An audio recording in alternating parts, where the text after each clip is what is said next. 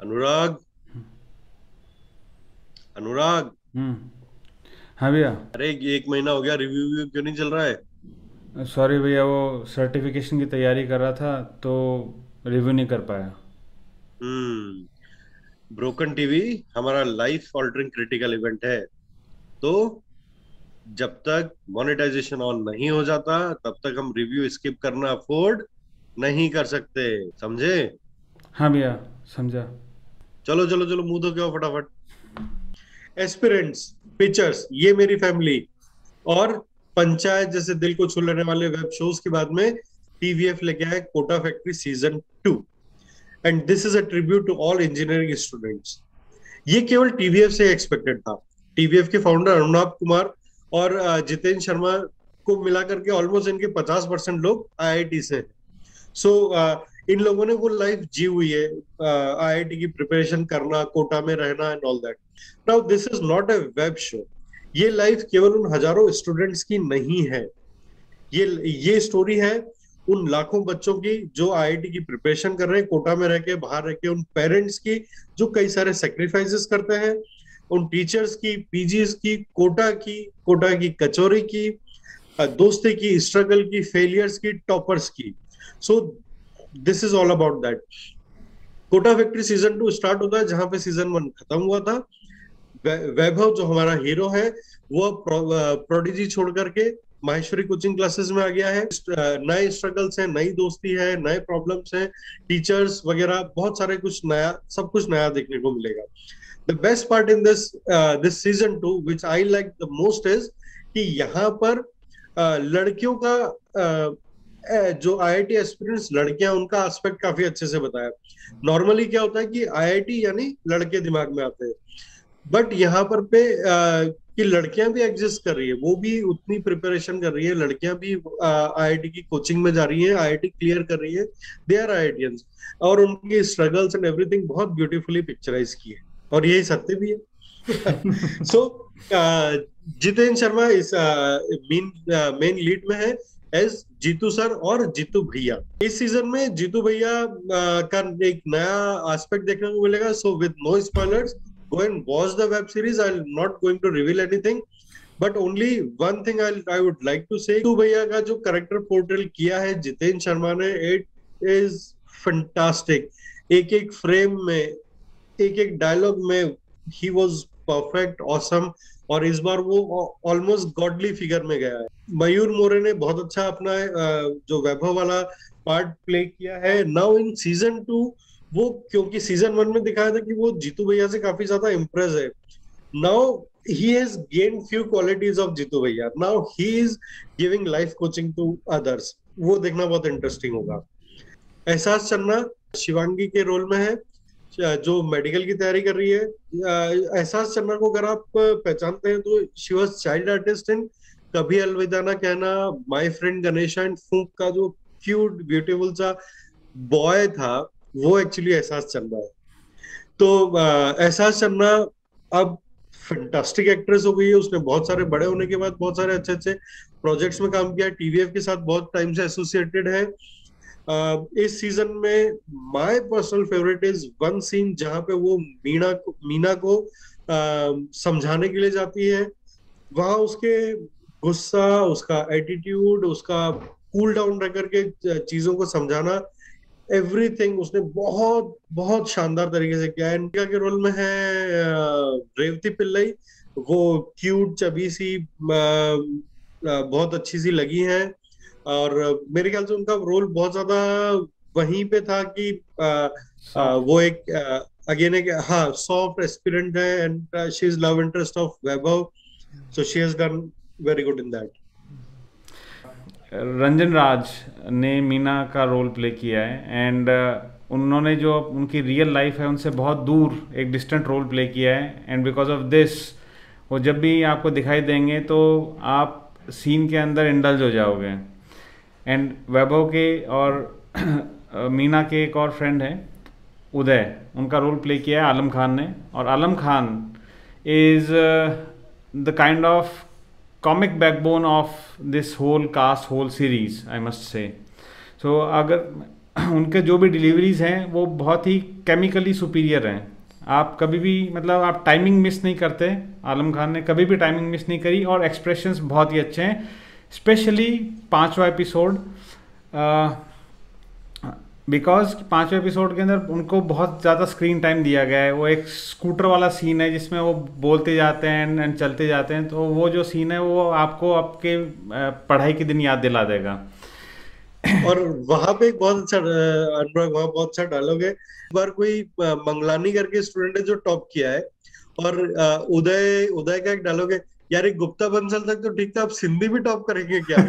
So kudos to the writers और उस dialogue delivery के लिए। या अच्छा, और ये जब जिस फंक्शन की वो बात कर रहे हैं, सीन की वो बात कर रहे हैं, that is happening in Maheshwari classes and Sameer Saxena ने मिस्टर माहेश्वरी का रोल प्ले किया है। He is also an alumnus of IIT Bombay, actor writer director.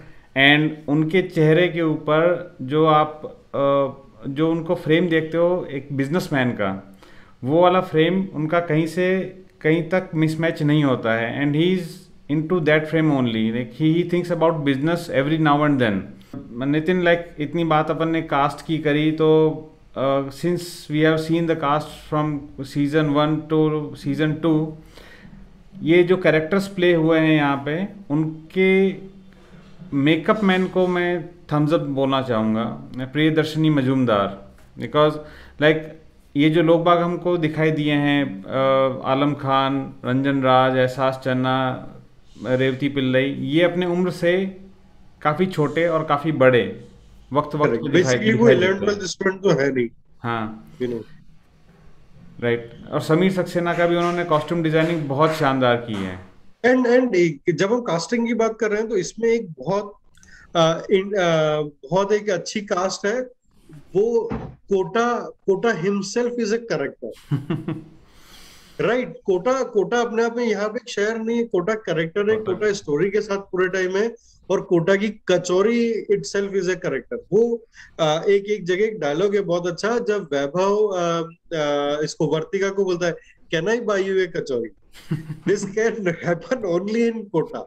और जो लोग कोटा में रहे हैं वो इस चीज को रिलेट कर सकते हैं बहुत easily. And heads off to that dialogue, बहुत गजब का, बहुत गजब।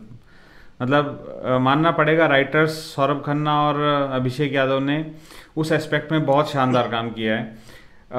जो उनकी राइटिंग है वो इतनी सटीक है कि आप ना तो कभी कोई कास्ट मिस करते हो, ना कोई कैरेक्टर मिस करते हो, और ना ही कोई आप पुराना फ्रेम मिस करते हो। आप जो भी डिस्कनेक्शंस आप बोलते हो कि ठीक है अच्छा तो उस कैरेक्टर का क्या हुआ, उसका आंसर वहीं पे देन एंड देयर आपको मिल जाता है। तो यहाँ स्टोरी की जब हम बात कर रहे हैं तो सीजन 1 सीजन 2 को ब्लैक एंड व्हाइट टोन दिया है।